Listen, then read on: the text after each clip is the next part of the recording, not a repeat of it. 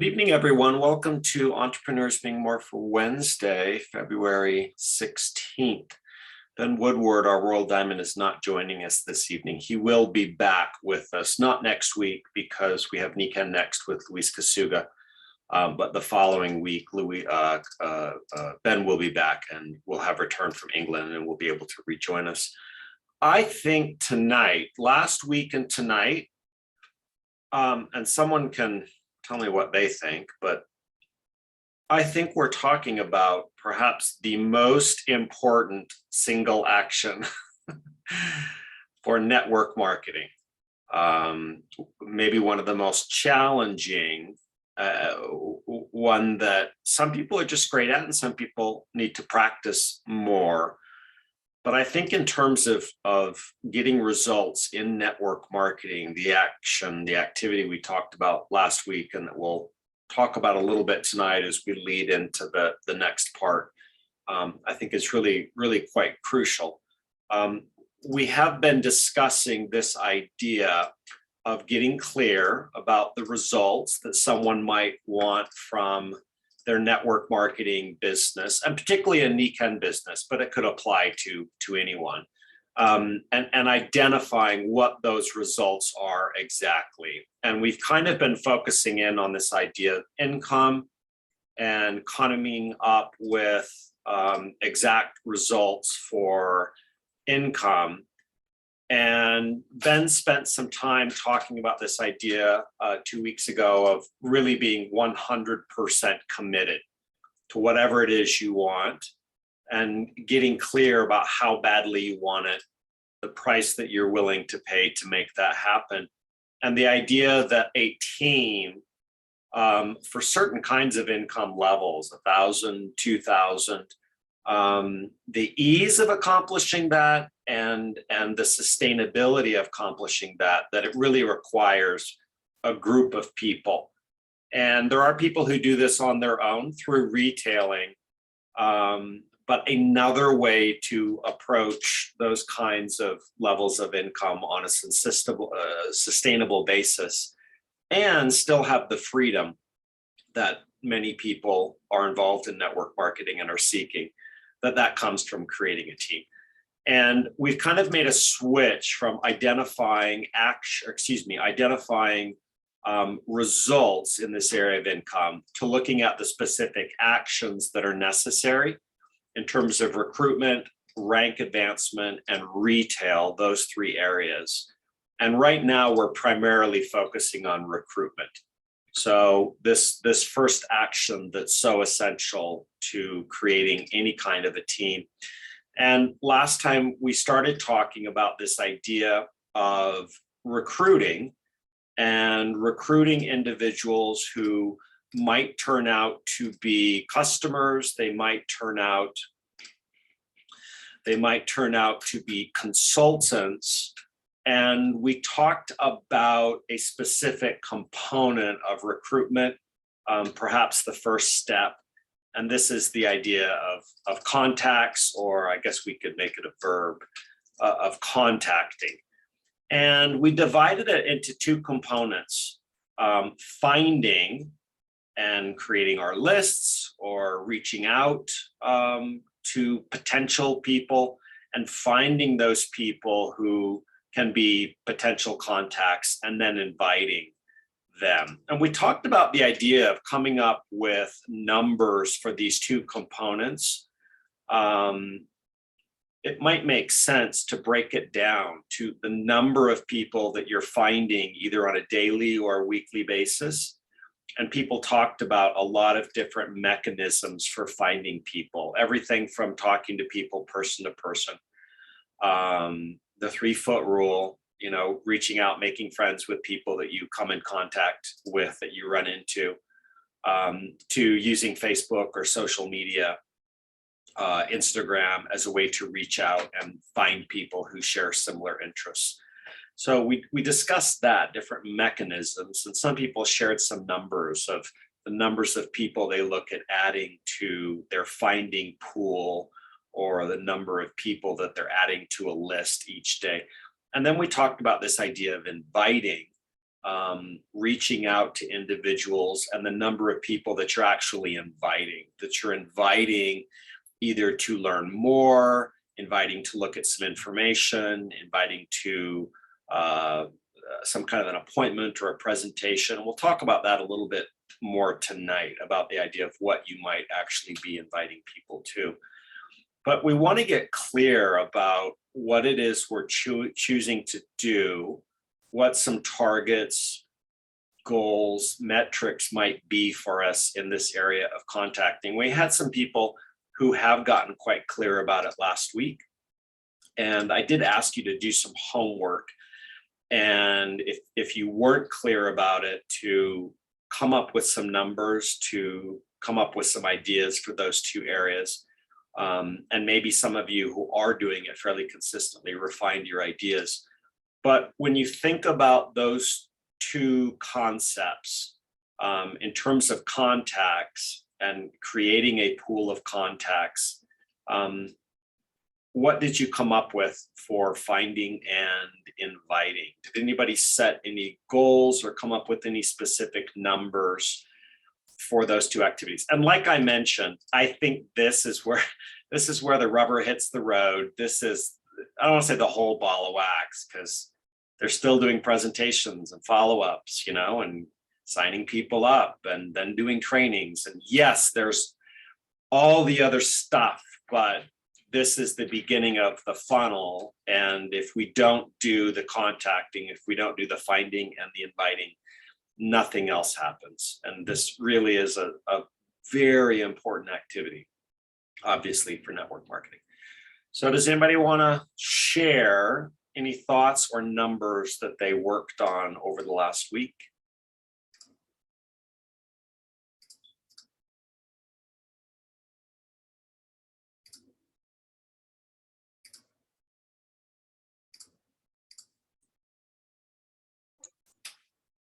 Jeannie.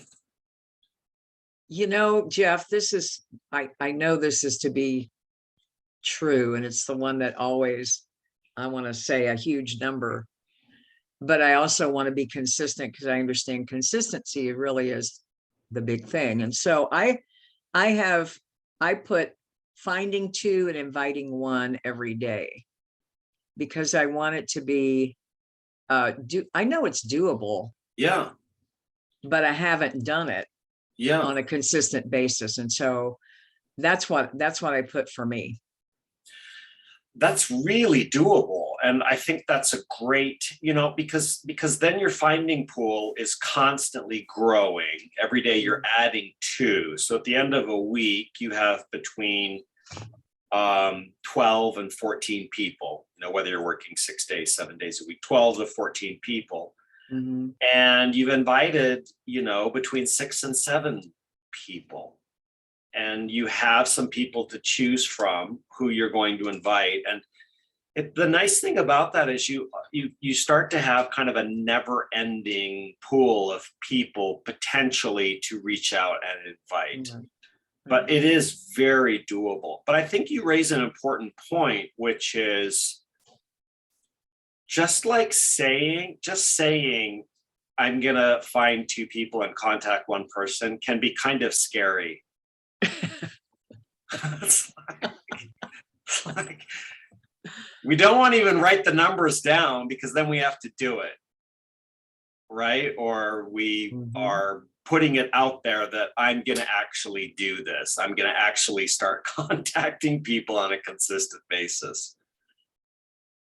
And I think part of that is, I was talking with Karen Willens, when you plan out your day, who is that going to be? So it goes into your planning part too. What are my plans for tomorrow, and who am I going to contact? Got it. Yeah. Well, and a daily planning session of some kind. We're not really going to spend a lot of time on that. But actually, we'll talk about it during AFP Awaken the 5 Pillars over the next 3 days. But those of you who are attending, but it is important to identify when the inviting is going to happen. you know, and it depends on how we're going to invite, because if it's a personal meeting or a phone call, then it takes a little more planning than if it's a text or an email. And I don't think it's inappropriate to invite by text, email, or Facebook message, but it tends to be less effective, obviously, than in person. I've been recruiting for Humans Being More classes for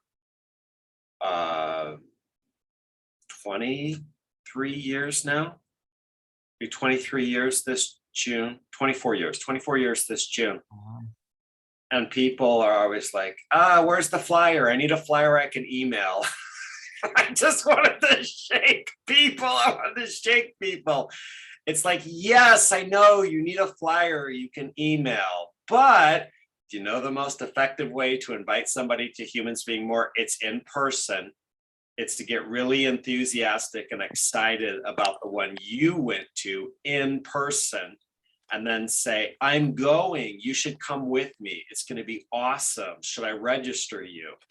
It's always more effective when they can feel your energy and your excitement and in person. And, you know, there's a little bit more pressure. Getting an email, it's so easy to just hit delete, garbage.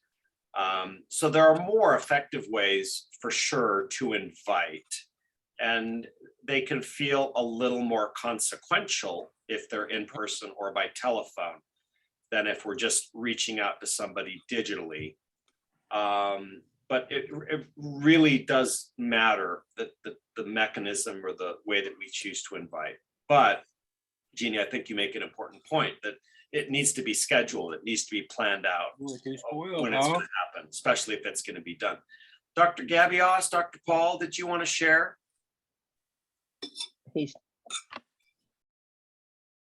Dr. Paul, just unmute yourself.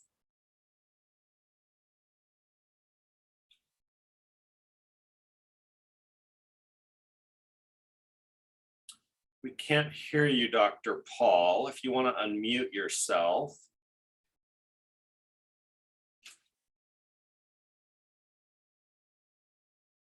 Pam, did you want to share why Dr. Paul is getting unmuted? Yes, I'd be happy to. You're right, Jeff, about the email part of it. It's okay to email them with that, and it can't be too long, as we know. But once you have asked them, you know, personally, you know, or at worst pulls come to shove to do a voicemail, but to ask them personally and tell them your experience with it, you know, not long-term experience, but short-term, how insightful it was and how it shaped your life.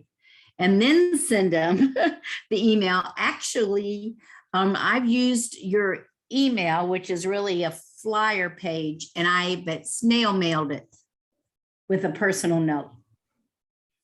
But I've let them know it's coming. Yeah, well, and it's the same with not just with HBM, but obviously with inviting someone to investigate Nikken, either as a business opportunity or as product solutions, that if they're able to connect with you personally, it's much more powerful if you can explain to them than sending something they may or may not read or may not watch on YouTube. Dr. Paul? Oh, now I think you can hear me. Yep, we can. It was saying the host is not allowing something or other and then I had to do something. You can unmute yourself. Yeah. Anyway, so I wanted to say that, so I'm still working from home, so I'm mostly home. So a lot of my contacts are on Facebook. So, but there is a stage between finding and inviting, even in inviting to look at, you know, a link, a Nikken link or something, because, and that stage is rapport building. And until that's done, it can be premature to send anything until we know a little bit more about what they would be looking for. So that's why I find the finding pool has to be very big, so that then it can be pared down to who are you building rapport with. That has to be big, but maybe not as big. But then there's a smaller pool that where you can invite that. That's the way I feel that it goes. Yeah, the relationshiping, especially if you're going to allow it to be organic, could take weeks or months, depending on the familiarity with the person. I mean, if you're, reconnecting with somebody you went to high school with, it might be a shorter time span Yeah. that you reconnect and, ask the person if they're interested in looking at Nikken's wellness solutions, or potentially at Nikken's business. But with someone you're just establishing a friendship or a relationship with, you're right, Dr. Paul, it might take longer. The process might be longer, which is why it's important to have a large finding pool. So there are people who are ready to invite on a consistent basis if you have a certain number or a certain goal that you're working on inviting. Thank you, Dr. Paul. You're welcome. Catherine, did you want to share something? You'd unmuted yourself. Kathy Reynolds? I wasn't sure. No, that was an accident. Okay. I'm sorry. Thanks, Kathy. No, you're okay. Anybody else want to talk about objectives or goals that they have for themselves with finding or inviting? I imagine Ben will probably want to address this topic, this question as well when he rejoins us. But I think it really is crucial to have some metric set out of the number of people that you want to be finding and inviting on a consistent basis. Pam? I think it can be as easy as, and I've done this sometimes, like, because I still do dental hygiene some days. I make sure that I send out one video link, okay? And I send a text first and say, I'm going to send you a link. I think you really enjoy hearing about blah, blah, blah, blah, blah, whatever it is. There's so many out there on YouTube, and the ones Dr. Gary does. I mean, it's just never ending. The ones that appear on Core Consultant. And then I follow up with them the next day. And then I add another one. So it's not like if some people get pressured by the fact of, oh, I need to do 5, I need to do 10. I mean, one follow-up and one link sent out. How difficult is that? If you want to do it, just whiz through your phone and put your finger down, and that's the person that receives it. If you don't have any idea. So kind of make it fun for yourself and track it. Pam, you're doing at least one?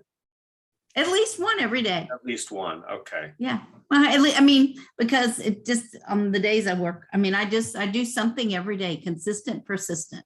One step forward. You never know who that was the video they needed to see that day.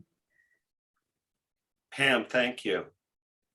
Anybody else set numbers for themselves, targets in this area of contacts or contacting, finding or inviting? So what is it we're inviting people to do? Well, there's a huge wide range, and we may practice this a little later on, this process of inviting and looking at how it is we do it, whether it's by text, by email, by phone, or in person. Eric Warre recommends in his book Go Pro of doing the inviting in person or by phone, almost always without fail. And he has some ideas, some guidelines to follow in doing the inviting for people. But generally, when you're inviting someone, it's to find out more somehow, some way. So you're inviting the person to review some information. Maybe there's a PDF or a video that you're inviting them to view, and getting some kind of a commitment from them to view or to watch the information. Maybe you're inviting them to meet with you, to have some kind of a meeting through an appointment. So inviting somebody to an appointment. You could be inviting somebody to a presentation, some kind of more formal situation where you're actually going to whether it's in person or digitally, present information to them.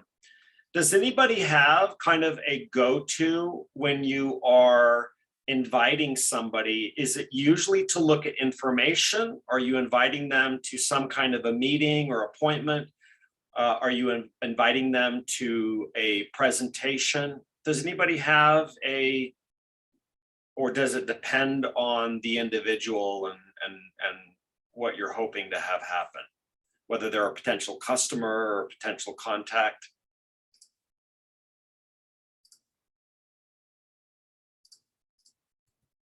Dr. Paul?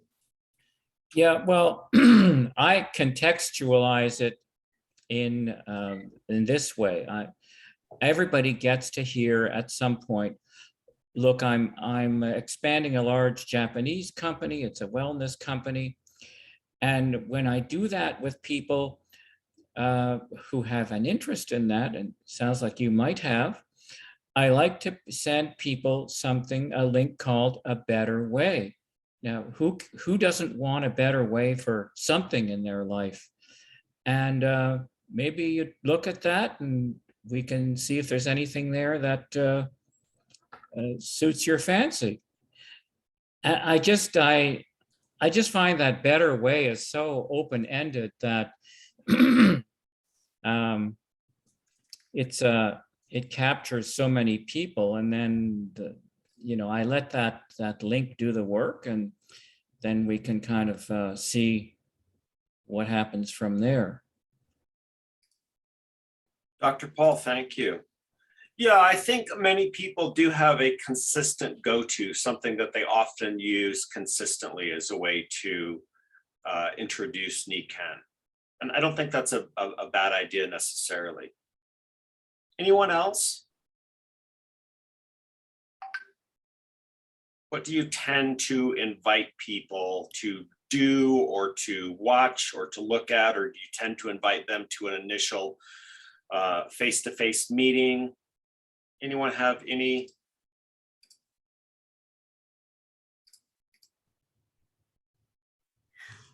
I'll just say it depends on the person. I have a Okay. variety that I use. And I like, the one that I'm saying now is, well, I do have a better way to feel better. So I'm taking that better way and expanding on it. Are you interested? Nobody said no yet. No, they don't. The dreaded no. A better way to feel better. Okay. Yeah. Damn, thank you. So some ideas for presentations that people might give or might choose to give. A coffee shop chat could be a type of presentation, basically just sitting down with the person. I do think face-to-face is always one of the most powerful ways to present information. Other types of presentations could be ABCs, getting someone else involved who is knowledgeable, who is seen as someone having credibility along with yourself, providing extra credibility through someone who's either been with Nikken for a long time or has achieved a certain rank or has a certain knowledge about a certain product area. Zooms, live meetings are another great thing to invite people to as far as presentations go. But this is really the important next step after the beginning of the contacting, finding and inviting, is figuring out what is it I'm inviting people to, what am I asking people to learn more about, and what's the mechanism that I'm going to do that. Does anybody have a goal? So there are people who have goals for finding and inviting. Does anybody have a goal for presentations each week? So you invite people, not all of your invitations are going to accept to go a step further. Does anyone have consistent goals for the number of presentations, whether those are coffee shop chats, ABCs that you're doing, Zoom or live meetings that you're getting people to attend? Lorraine? Oh, yes, I'm having a weekly wellness gathering Zooms with my daughter, and we've been doing taken ownership for your well-being. And each letter that we do, we have a guest speaker doing a presentation. I've got quite a few people, on my, they have to register, so I have to know if they really want to attend. But I do share with, everybody every week what we talked about. And we've had, Gary Linder doing water, and now he's coming back to do sleep. But I have just people in general. My daughter runs a wellness clinic in Calgary, so she knows a lot of contacts. And we're having a lot of fun on it. And we just talk about wellness. Of course, I also put up the presentation on YouTube under Wellness Gathering. So if anybody wants to go to YouTube and look at Wellness Gathering, you can see the interviews that I've done so far. And I put them in blogs on my website and my daughter's website. I also share them with, and I do some research around the subject and put some graphics in and have the links to the interview and other resources. So I am, picking up people that are interested in what we're doing, because we just keep it open, fun and things. So it's called Wellness Gathering, and just go to YouTube and you can see it. And my blogs are Wellness on Wheels 11, and my daughter's is Britannia Body Works in Calgary.com. So anyway, that's what I've been doing every week. So it's a lot of work, but I've been really enjoying it. Lorraine, I'm curious, is it Calgary or Calgary? Calgary. Calgary, I've been pronouncing it. That's how I say it. Well, that's a Canadian accent, isn't it? I don't know, Dr. Paul. I say Calgary, not Calgary. I say Calgary. Okay, well, I'm not going to argue with Canadians. about this. I'm not going to argue with Canadians about this. So anyhow, Tomato. yeah, I've been to Calgary many times, but I've only pronounced it that way. And I hope to go again soon. We just had a French Humans Being More, and had a huge group of people from Quebec and a large group from France. And we scheduled our next French Humans Being More for June. There's quite a bit of demand in Quebec, as you may imagine, with Leo Lemay and his group and all the work that's going on. So hopefully it'll happen very soon, that many of the restrictions on meetings and things are lowered, and we're able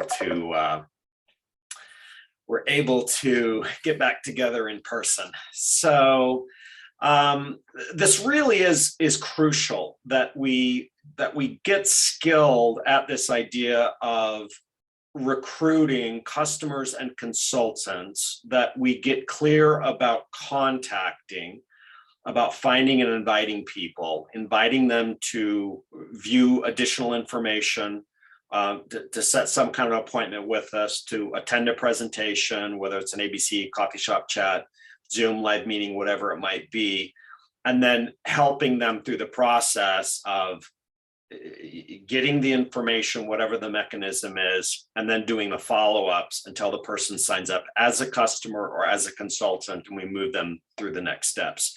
So when Ben rejoins us 2 weeks from now, we won't be meeting next week.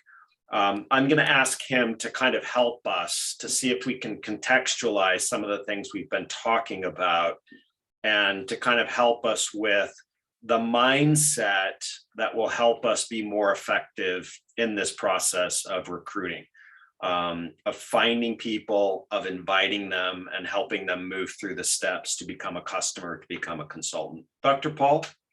Yeah, I mean, what I seem to be averaging is about 1 or 2, well, let's say, let's be realistic, 1 ABC with Botanis a week. And I'd like that through all this paring down. I would love it to be 1 a day, but it's working out now to 1 a week, and that has to be more. And I'm sure that can increase, 2 a week or 3 a week is not without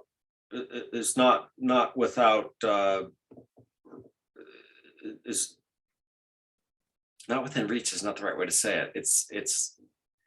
It's within reach. It is within reach, 2 or 3 people a Yes. week, and certainly at some point 7, but 1 a week is actually really good. That's 52 people a year. That's a significant amount. But 104, I mean, you just increase chances of finding those individuals who are going to make great auto ship customers, or those individuals who are going to make great potential golds, platinums, future diamonds. So Dr. Paul, that's great. At least 1 ABC a week is a fantastic goal, and having a stretch goal of 2 or more is great as well. Dr. Paul, thank you. Thank you. So please join us 2 weeks from now. Ben Woodward will be back with us. We'll continue looking at recruitment and the importance of recruitment as one of those actions to help us to build the organization, to build the team, to create the income level that we're looking for. Thank you, everybody who participated tonight.